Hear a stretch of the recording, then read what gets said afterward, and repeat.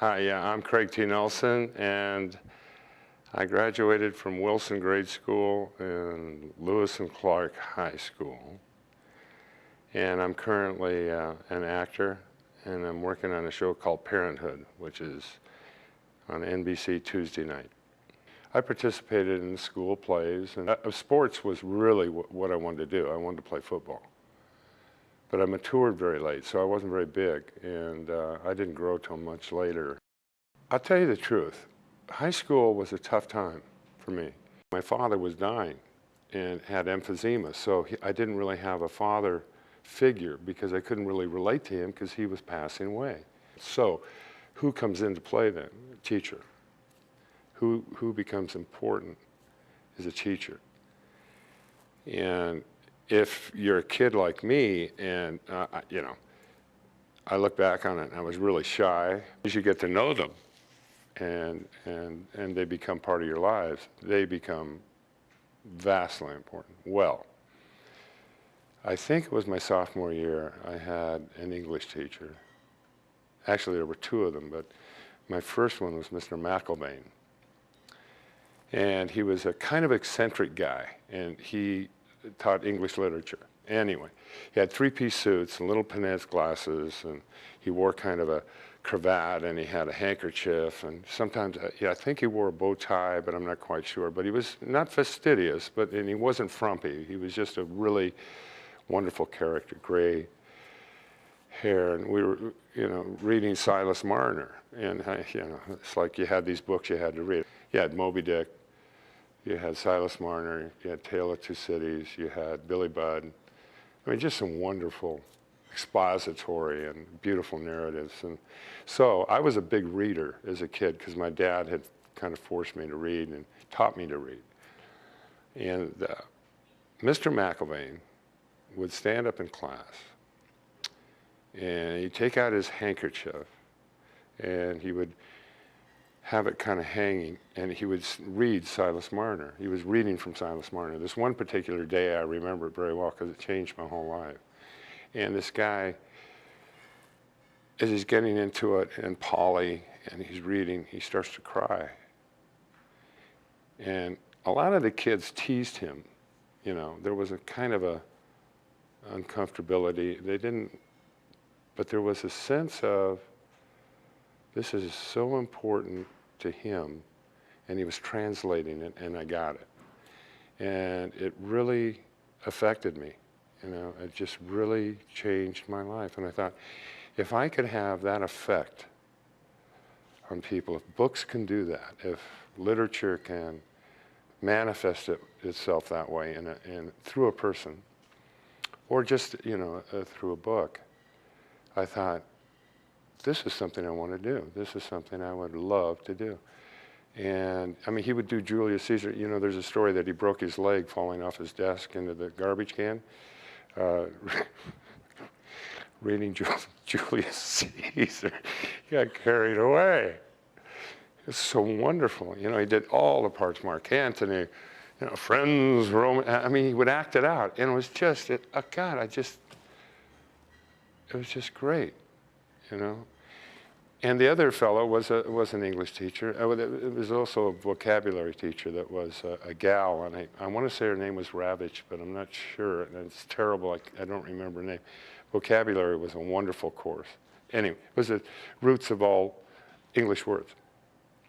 Vocabulary. And extraordinary words and how to put them together. It was a great class. But my other was English composition. We had this guy who looked like Edgar Allan Poe.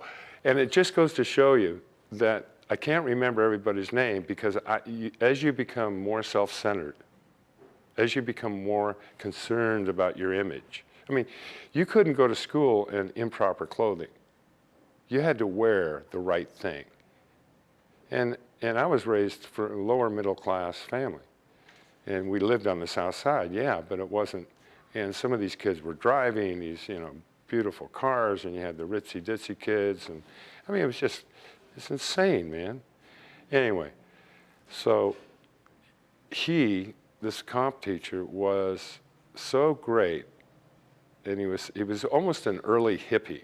He was like a beatnik, And so I wrote out this story, and he was so encouraging.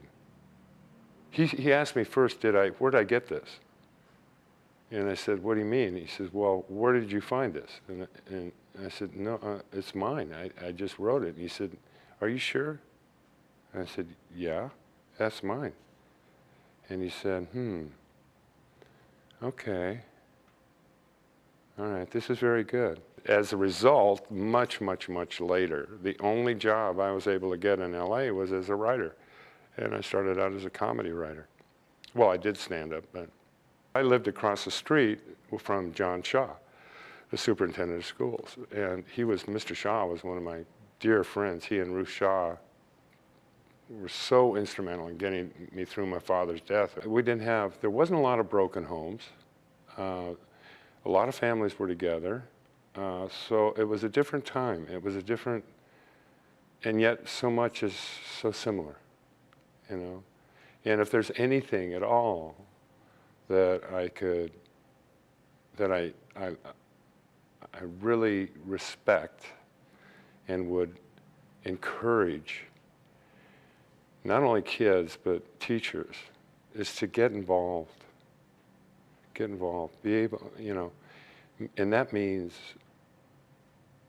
touching somebody, getting, you know, you have instincts, you have feelings for people, and teachers are a direct result of a child not being able to communicate, and you can change their lives, you know, and it may not come to fruition for years, and certainly in my case it didn't, you know. I mean, I had to go through a huge time of nothing.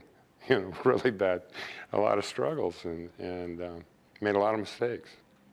But it was a very formative time. I mean, it's just, and so when I come back here, the memories are just, you know, can't tell you, it's just overwhelming. I walked into Wilson grade school. This is 5 years ago. The smell hit me. I went, oh my God.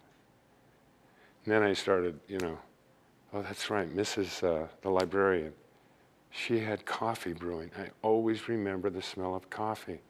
And it was a little tiny library. And then there was Mrs. Burke, and she always had her hair up in a bun. And, you know, and it was like, oh, Mrs. Strand, and she had this very stern demeanor. But she'd say, Mr. Nelson, Mr. Nelson, are you paying attention? And I'd say, yes, Mrs. Strand. She did, you know, prepositions and all that. You did, you know, my God, who understood that stuff? Diagrams, sentences, what? You know, okay, I got noun, subject, verb, yeah, okay. Pronoun, I'm getting a little adjective, okay, I got that, but then you get into subparticle, well, maybe that's physics. And she was so great. She had such a sense of humor that I never, you know, thought was there. But so anyway, yeah, I mean, walking the streets and going back and remembering, you know, and now how everything is so small. It was mammoth. It was huge. That interaction, the memories, both good and bad, but primarily good in that area. I mean, because teachers, there were a lot of teachers that were just so important to what I became, you know, if anything. And they had a huge impression. So vitally important. You know, for whatever reason, it's just the bottom line is that teachers are one of the most valuable commodities we have, and it's so grossly overlooked and how important they are. And now it's even more so, I guess, because they become family. They're the surrogate family now, you know. You know, I don't know how you equip somebody to do that. I don't know how you equip a police officer to be able to rationalize and become a mediator of some kind. You know, it's just, they're asking these people to do too much. And, but yeah, even now, I mean, now more so than when I was growing up.